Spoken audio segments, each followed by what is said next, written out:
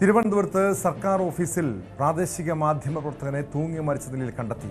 മലയാള മനോരമ പ്രാദേശിക ലേഖകൻ ആനാട് ശശിയാണ് മരിച്ചത്.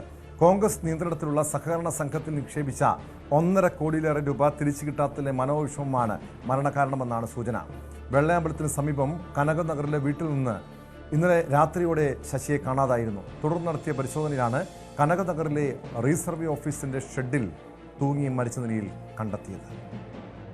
അദ്ദേഹത്തിന്റെ ഈ വരുമാനമെല്ലാം കൂടി ചേർത്തുകൊണ്ട കുറച്ച് തുക മുണ്ടേല രാജീവ് ഗാന്ധി സഹകരണ സംഘത്തിൽ നിക്ഷേപിച്ചു.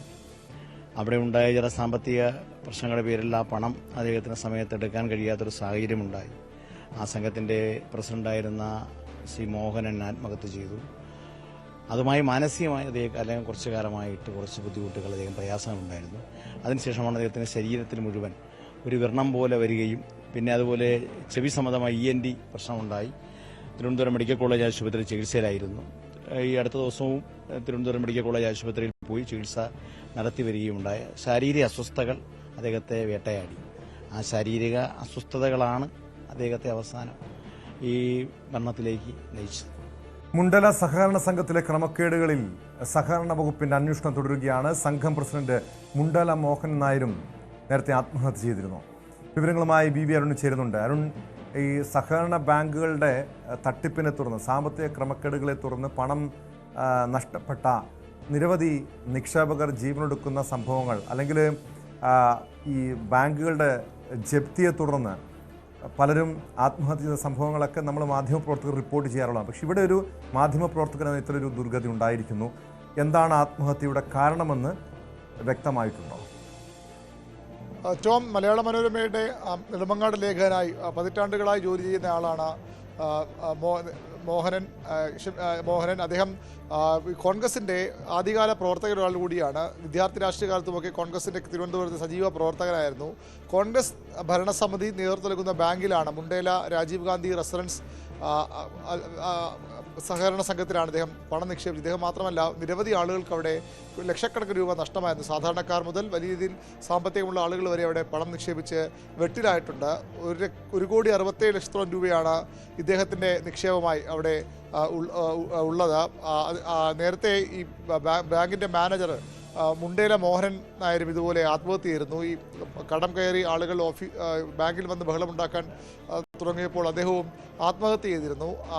ഇദ്ദേഹം കഴിഞ്ഞ കുറേ നാളുകളായി ഇതുമായി ബന്ധപ്പെട്ട വലിയ മാനസിക സംഘർഷത്തിലായിരുന്നു. ഇതിനിടെ ശശിക്ക് നെടുമങ്ങാട് ഇദ്ദേഹത്തിന് വീണ്ടും ഇതുമായി ബന്ധപ്പെട്ട വലിയ പ്രശ്നങ്ങളുണ്ടായിരുന്നു. ആരോഗ്യ പ്രശ്നങ്ങൾ കൂടി വന്നതോടുകൂടിയാണ് ഈ അദ്ദേഹത്തിൻ്റെ മാനസിക നില ഇത്തരത്തിലൊരു മരണത്തിലേക്ക് അദ്ദേഹത്തെ തള്ളിവിട്ടതെന്നാണ് ലഭിക്കുന്ന സൂചനകൾ. ഇന്നലെ രാത്രി വൈകിയും ഇദ്ദേഹത്തെ ഭാര്യയും മറ്റും വീട്ടിൽ കണ്ടിരുന്നു. ഇദ്ദേഹത്തിന് വെള്ളയമ്പലം കനകനഗറിലൊരു വീടുണ്ട്. പക്ഷേ അവിടെ ഇന്നലെ രാത്രി അദ്ദേഹം ഉണ്ടായിരുന്നു. അതിനുശേഷം അദ്ദേഹത്തെ കാണാതായി. വീട്ടുകാരും നാട്ടുകാരും ഒക്കെ നടന്ന തിരച്ചിലാണ്. വീടിന് സമീപത്ത് തന്നെയുള്ള റീസർവേ വകുപ്പിൻ്റെ ഓഫീസിൻ്റെ ഷെഡിൽ, ഓഫീസിന് മുൻവശം തന്നെ ഒരു ഷെഡുണ്ട്, അവിടെ ഇദ്ദേഹത്തെ തൂങ്ങി മരിച്ചതിൽ കണ്ടെത്തുകയായിരുന്നു. മ്യൂസിയം പോലീസ് അന്വേഷണം ആരംഭിച്ച് ഇൻക്വസ്റ്റ് നടത്തി പോസ്റ്റ്മോർട്ടത്തിനായി മൃതദേഹം മാറ്റിയിട്ടുണ്ട്.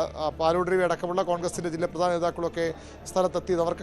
അവർക്കെല്ലാം ഈ കാര്യം അറിയാമായിരുന്നു. ഇദ്ദേഹത്തിന് ഇത്രയധികം പണം നഷ്ടമായതിൽ വലിയ മനോവിഷമം ഇദ്ദേഹത്തിന് ഉണ്ടായിരുന്നു. നിരവധി ആളുകൾ ഇത്തരത്തിൽ അവിടെ കബളിപ്പിക്കപ്പെട്ടിട്ടുണ്ട്. വലിയ ക്രമക്കേടാണ് ബാങ്കിൽ നടന്നത്. നമ്മൾ ഈ ബാങ്കിൻ്റെ മരിച്ചുപോയ ആത്മഹത്യ ചെയ്ത പ്രസിഡന്റിനെ നേരത്തെ നമ്മൾ ഇതിനു മുമ്പ് നമ്മൾ കാണുമ്പോൾ അദ്ദേഹവും പറഞ്ഞത് പലരും പറ്റിച്ചതാണ്, തന്നെയും പറ്റിച്ചതാണ്. അതിൽ ഇന്ന് CPM നേതാക്കളൊക്കെ ആരോപിക്കും പോലെ കോൺഗ്രസിൻ്റെ പ്രധാനപ്പെട്ട നേതാക്കൾ തന്നെ ഇവിടെ നിന്ന് പണം തട്ടിയെടുത്തുന്ന പരാതിയുമൊക്കെ CPM നേതാക്കൾ ഉന്നയിക്കുന്നുണ്ട്. വലിയ സമരങ്ങൾ ഈ ബാങ്കിൽ നടന്നതാണ്. ഏതായാലും ഇദ്ദേഹത്തിൻ്റെ മരണവും ഇതുമായി ബന്ധപ്പെട്ട് തന്നെയാണ്. അദ്ദേഹത്തിന് ആരോഗ്യ പ്രശ്നം ഉണ്ടായിരുന്ന വസ്തുതയാണ്. അപ്പുറത്തേക്ക് അദ്ദേഹത്തിൻ്റെ ഈ മരണത്തേക്ക് തള്ളിവിട്ടത് ഈ കടുത്ത മാനസിക സംഘർഷമാണ്. അതുണ്ടാക്കിയത് ഇത്രയധികം തുക അവിടെ. തീർച്ചയായും ആരാണ് ഉത്തരവാദി? ഇദ്ദേഹത്തെ പോലെ, ഈ ആനാട് ശശിയെ പോലെയുള്ള ആളുകളെ മരണത്തിലേക്ക് തള്ളിവിട്ടത് ആരാണ് ഉത്തരവാദി എന്ന് കണ്ടെത്തണം. പ്രത്യേകിച്ചും പല കോൺഗ്രസ് നേതാക്കളും പ്രാദേശിക നേതാക്കളടക്കം ഇവിടെ നിന്നും പണം പല രീതിയിൽ തട്ടിയെടുത്തിട്ടുണ്ട്, വായ്പയായും മറ്റും തട്ടിയെടുത്തിട്ടുണ്ട്. അതിൻ്റെ ഒരുപക്ഷേ ഇതിൻ്റെ ആരോപണങ്ങളൊക്കെ നേരിടേണ്ടി വന്നത് ബാങ്കിൻ്റെ പ്രസിഡന്റിനായിരുന്നു. അദ്ദേഹവും ആത്മഹത്യ ചെയ്യുന്ന സാഹചര്യമുണ്ടായി. നിലവിൽ ഇതിൻ്റെ അന്വേഷണം, ഈ ബാങ്ക് ക്രമക്കേടുമായി ബന്ധപ്പെട്ടുള്ള അന്വേഷണം പുരോഗമിക്കുന്നുണ്ട്. അതോടൊപ്പം ഈ നിക്ഷേപകർക്ക് പണം തിരികെ നൽകുന്നതുമായി ബന്ധപ്പെട്ടുള്ള എന്തെങ്കിലും ഇടപെടലുകൾ, നടപടികൾ ഉണ്ടാകുമോ? അതല്ലെങ്കിൽ ഇനിയും ഇതുപോലെ ഈ ആനാട് ശശിയെപ്പോലുള്ള ആളുകൾക്ക് സംഭവിച്ചതുപോലുള്ള ദുരന്തങ്ങൾ വീണ്ടും ആവർത്തിക്കപ്പെടില്ലേ അരുൺ? തീർച്ചയായിട്ടും സഹകരണ വകുപ്പിന്റെ അന്വേഷണം ഇപ്പോഴും നടക്കുകയാണ്. അത് പൂർത്തിയായിട്ടില്ല. ബാങ്കിൽ നിക്ഷേപകർക്ക് പണം തിരികെ നൽകാനുള്ള ശ്രമങ്ങൾ നടക്കുന്നുണ്ട്.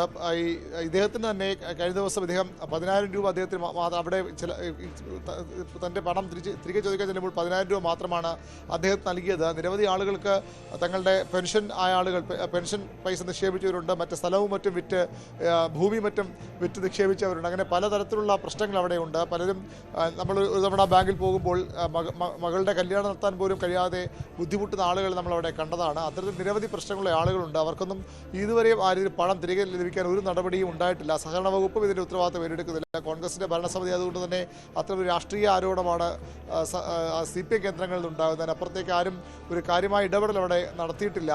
കോൺഗ്രസ് ആകട്ടെ എല്ലാം കൈയൊഴിഞ്ഞ അവസ്ഥയിലാണ്. ഇന്ന് നമ്മോട് സംസാരിക്കുമ്പോൾ പാലോട് രവി മുൻ DCC അധ്യക്ഷൻ ഉൾപ്പെടെ പറഞ്ഞത് എല്ലാം ശരിയാണ്, അവിടെ വലിയ വീഴ്ചയുണ്ടായി, പക്ഷേ എന്ത് ചെയ്യുമെന്ന കാര്യത്തിൽ അവർക്കും ഒരു വ്യക്തതയില്ല. അങ്ങനെ മൊത്തത്തിൽ സംസ്ഥാനത്തെ പല സഹകരണ സ്ഥാപനങ്ങളിലുമുള്ള ഈ ദുരവസ്ഥ, അത് ക്രമക്കേടുകൾ തന്നെയാണ് ഇതിലേക്ക് എത്തിക്കുന്നത്. ആ ക്രമക്കേട് തന്നെയാണ് അല്ലെങ്കിൽ മിസ്മാനേജ്മെൻറ്റ് തന്നെയാണ് ഈ മുണ്ടേല സഹകരണ സംഘത്തെയും ഈ രീതിയിൽ എത്തിച്ചത്. അതിൻ്റെ ഒരു ഇര കൂടിയാകുന്നു. അത് അദ്ദേഹം ഒരു മാധ്യമപ്രവർത്തനായി കൂടി മാധ്യമപ്രവർത്തനം കൂടിയായിരുന്നു എന്നുള്ളത് കൂടുതൽ ദുഃഖമുണ്ടാക്കുന്നു. അതിൻ്റെ ഒടുവിലത്തെ ഇരയാണ് ആനാട് ശശി എന്ന മാധ്യമപ്രവർത്തകനും അവിടുത്തെ ഒരു ബാങ്കിൽ നിക്ഷേപിച്ച 1.5 കോടി രൂപയിലധികം തുക തിരികെ ലഭിക്കാത്തതിൻ്റെ മനോവിഷമത്തിലാണ് അദ്ദേഹം ആത്മഹത്യ ചെയ്തതെന്നാണ് സംശയം.